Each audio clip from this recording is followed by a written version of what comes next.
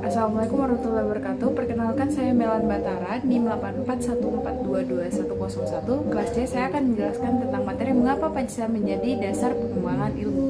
Pertama, Pancasila sebagai dasar nilai pengembangan ilmu. Pengertian Pancasila sebagai dasar nilai pengembangan ilmu dapat mengacu pada berbagai jenis pemahaman. Yang pertama itu Pancasila sebagai dasar nilai pengembangan.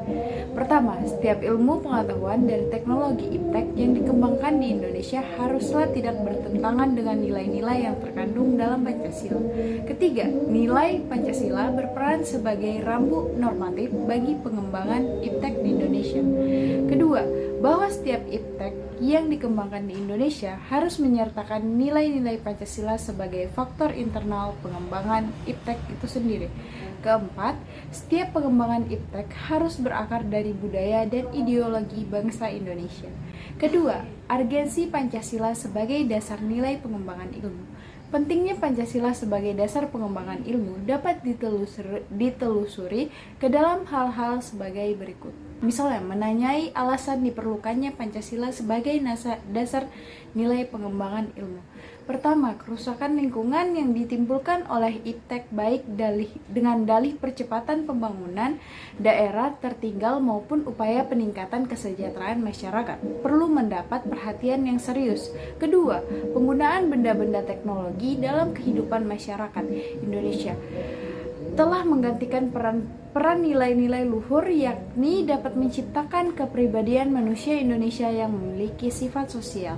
Ketiga, perkembangan iptek yang didominasi negara-negara barat dengan politik global ikut mengancam nilai-nilai khas dalam kehidupan bangsa Indonesia seperti pluralitas, gotong royong, rasa keadilan. C. Menggali sumber historis sosiologi politis Pancasila sebagai dasar nilai pengembangan ilmu. Pertama, sumber historis. Sumber historis Pancasila sebagai dasar nilai pengembangan ilmu di Indonesia dapat ditelusuri pada awalnya dalam dokumen negara, yaitu Pembukaan Undang-Undang Dasar 1945. Alinea keempat, mencerdaskan kehidupan bangsa mengacu pada pengembangan iptek melalui pendidikan. C. Menggali sumber historis sosiologis politis sebagai dasar nilai pengembangan ilmu Indonesia. Kedua, sumber sosiologis Pancasila sebagai dasar nilai pengembangan iptek dapat ditentukan pada sikap masyarakat yang sangat memperhatikan dimensi ketuhanan dan kemanusiaan, sehingga manakala iptek tidak sejalan dengan nilai kebangsaan, contohnya penolakan masyarakat atas rencana pengembangan pembangkitan listrik di Semenanjung Muria. Ketiga, sumber politis sebagai Pancasila sebagai nilai pengembangan ilmu. Sumber politis Pancasila misalnya dalam berbagai kebijakan yang dilakukan oleh para penyelenggara negara, dokumen pada masa Orde Lama yang meletakkan Pancasila dalam orientasi ilmu. Seperti Soekarno dikaitkan langsung dengan dimensi kemanusiaan dan hubungan antara ilmu dan amal. Yang kedua, argumen tentang dasar Pancasila sebagai pengembangan. Pertama, kapitalisme yang sebagai menguasai perekonomian dunia termasuk di Indonesia. Kedua, globalisasi yang menyebabkan lemahnya daya saing bangsa dalam Indonesia. Ketiga, konsumerisme yang menyebabkan negara Indonesia menjadi pasar bagi produk teknologi negara lain yang lebih maju. Terus contohnya yaitu workability atau satisfaction, kepuasan dan result, hasil. Selanjutnya, mendeskripsikan esensi dan urgensi Pancasila sebagai dasar nilai pengembangan ilmu untuk masa depan. Yang pertama, esensi Pancasila sebagai dasar ilmu, pengembang ilmu hakikat Pancasila. Sebagai dasar nilai pengembangan iptek dikemukakan oleh Profesor Wahyudi Setiawan dalam Simposium dan Saresehan Pancasila sebagai berikut. Sila pertama, ketuhanan yang Maha Esa memberikan kesadaran bahwa manusia hidup di dunia ibarat sedang menempuh ujian, dan hasil ujian yang menentukan kehidupan yang ada di akhirat nanti. Kedua, kemanusiaan yang adil dan beradab memberikan arahan baik bersifat universal maupun khas terhadap ilmuwan dan ahli teknik di Indonesia. Ketiga, persatuan Indonesia memberikan landasan esensial bagi kelangsungan Negara Kesatuan Republik Indonesia. Sila keempat, kerakyatan yang dipimpin oleh hikmat kebijaksanaan dalam permusyawaratan perwakilan memberikan arahan kerakyatan yang mengandung arti bahwa pembentukan negara Republik Indonesia adalah semua rakyat Indonesia. Kelima, keadilan sosial bagi seluruh rakyat Indonesia.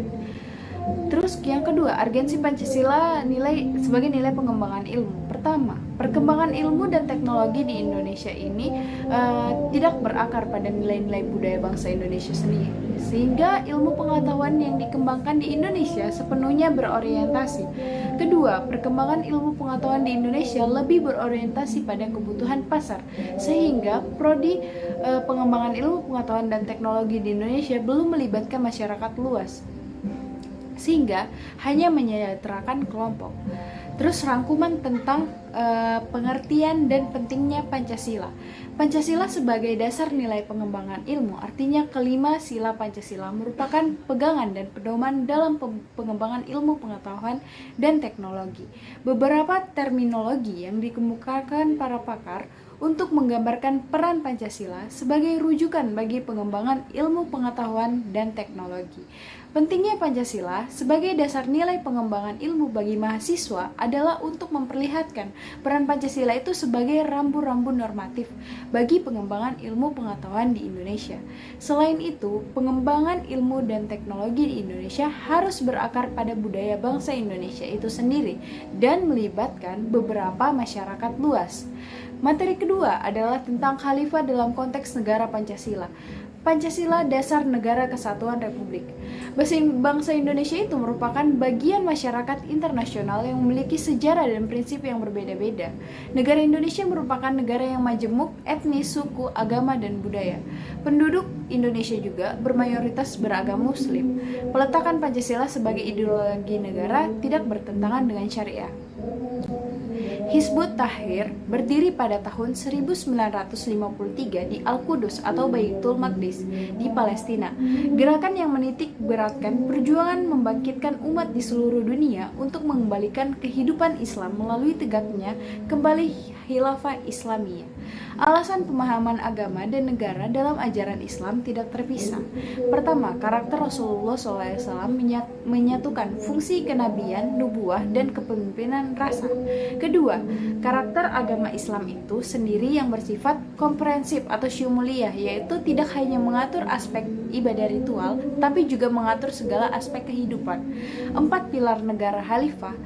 Khilafah itu mempunyai 4 pilar kaidah, yaitu mutlak wajib dengan keberadaan khilafah. Keempat pilar khilafah, kedaulatan di tangan syariah, bukan di tangan rakyat. Menempatkan kekuasaan ada di tangan umat. Terus menetapkan bahwa mengangkat satu orang khalifah itu adalah wajib atas seluruh kaum muslimin.